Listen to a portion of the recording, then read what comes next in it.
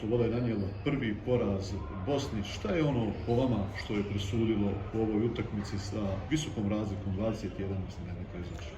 Pa ja mislim da je presudila prije svega energija naših igrača u drugom poluvremenu i koncentracija. Dakle, imali smo mi želju, naravno, i prvo poluvrijeme, mislim da smo bili malo u grču.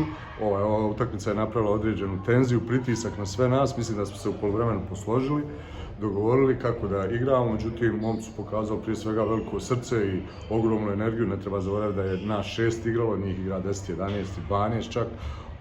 Tako da ovih 6 momaka koji su bili na terenu su dali posljednji atom snage. Mislim da prije svega bili smo fokusirani u onome šta smo se dogovorili da radimo i mislim da je to ključ pobjede. Novi igrač Tomašević je sa sobom osim efikasnosti donio energiju. Je li to baš ono što je trebalo u ovoj ekipi? Da, u svakom slučaju. Dakle, bez ikakve dileme, to je igrač koji je donio jednu pozitivnu energiju, jedan veliki borac, sportista, takmičar.